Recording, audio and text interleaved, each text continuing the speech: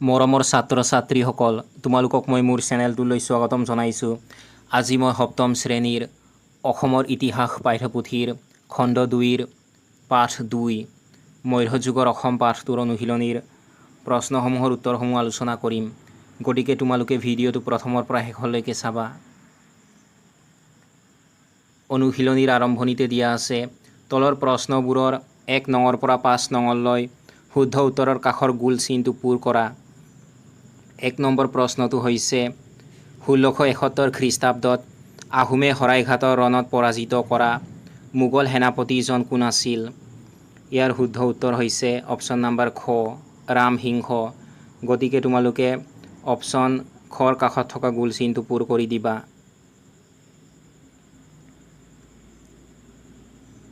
2 number প্ৰশ্নটো হৈছে কমতা ৰাইজৰ শেষৰ ৰজাগৰাকী কোন? ইয়াৰ শুদ্ধ উত্তৰ হৈছে অপশ্যন নম্বৰ খ নীলাম্বৰ। গতিকে তোমালোকে অপশ্যন খৰ কাষত থকা গোল চিনটো পূৰ কৰি দিবা।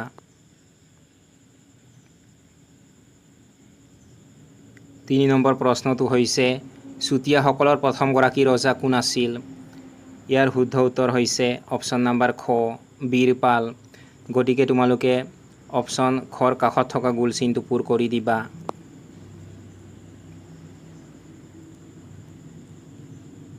4 নম্বৰ প্ৰশ্নটো হৈছে কিমান খ্ৰীষ্টাব্দত আহোম ৰাজ্য ব্ৰিটিছৰ অধীনলৈ যায়?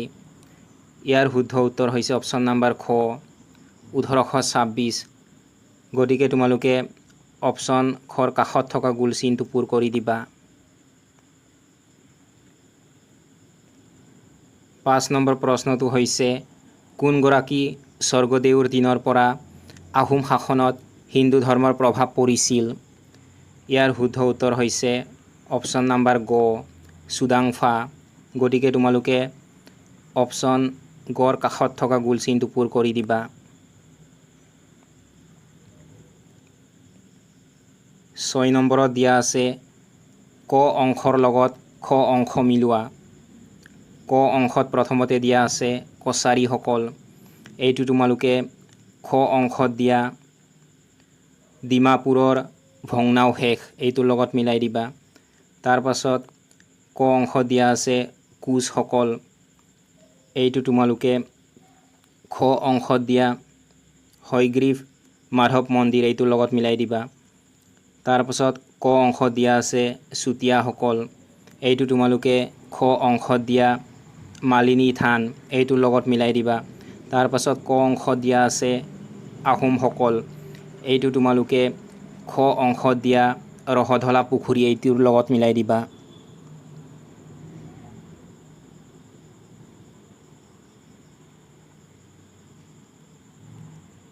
7 নম্বৰত দিয়া আছে শব্দ শৃংখল। মই তোমালোকক ইতিমধ্যে এই শব্দ শৃংখলটো সম্পূৰ্ণ কৰি দিছোঁ।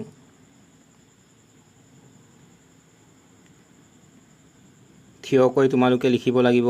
ক নম্বৰত দিয়া আছে কোচ ৰজা নৰনাৰায়ণে সজোৱা আলি।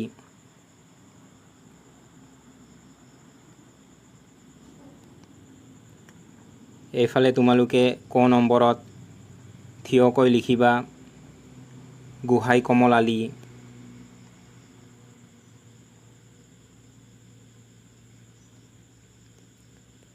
তাৰ পাছত খ নম্বৰত দিয়া আছে এগৰাকী উল্লেখযোগ্য কছাৰী ৰজা।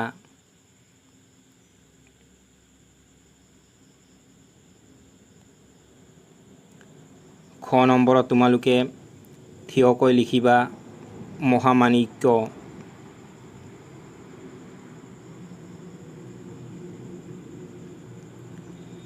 তাৰ পাছত পথালিকৈ গ নম্বৰত তোমালোকে লিখিব লাগিব তাই সকলৰ উপাস্য দেৱতা।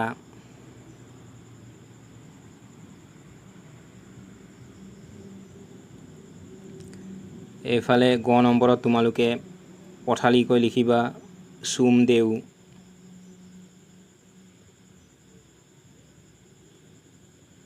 তাৰ পাছত ঘ নম্বৰত দিয়া আছে সপ্তকাণ্ড ৰামায়ণৰ আন এটা নাম।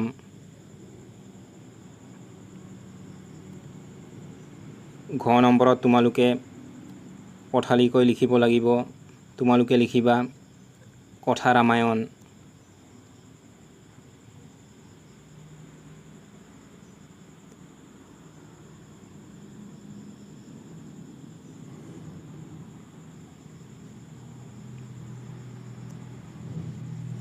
8 নম্বৰত দিয়া আছে চমু উত্তৰ দিয়া 30টামান শব্দৰ ভিতৰত। ক নম্বৰ প্ৰশ্নটো হৈছে লাচিত দিৱস উদযাপনৰ তাৎপৰ্য ব্যাখ্যা কৰা।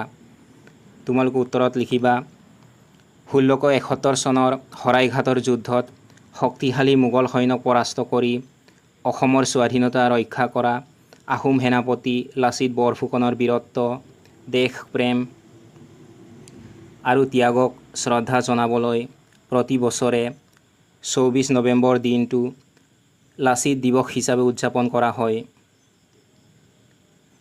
এই দিৱস উদযাপনৰ মূল তাৎপৰ্য হ'ল নতুন প্ৰজন্মক লাচিতৰ অপৰিসীম দেশ প্ৰেম, কৰ্তব্যপৰায়ণতা আৰু জাতীয়তাবাদেৰে উদ্বুদ্ধ কৰা।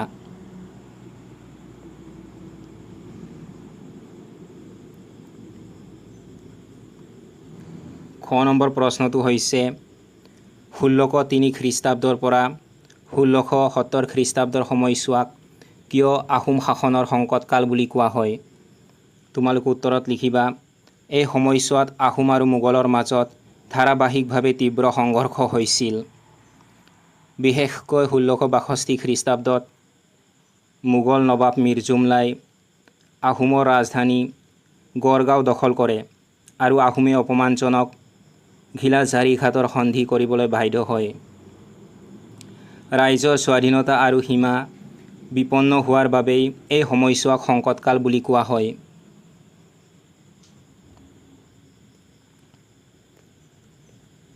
গ নম্বৰ প্ৰশ্নটো হৈছে কেঁচাই খাইটি গোহানীক কিয় তাম্ৰেশ্বৰী মাই বুলিও জনা যায়। তোমালোকে উত্তৰত লিখিবা চুতীয়াসকলৰ উপাস্য দেৱী কেঁচাই খাইটি গোহানীৰ বিগ্ৰহ থ'বলৈ যিটো মন্দিৰ সজোৱা হৈছিল তাৰ মূধচ তামৰ পাতেৰে আবৃত আছিল। সেইবাবে কেঁচাই খাইটি গোহানীক তাম্ৰেশ্বৰী মাই বুলি জনা যায়।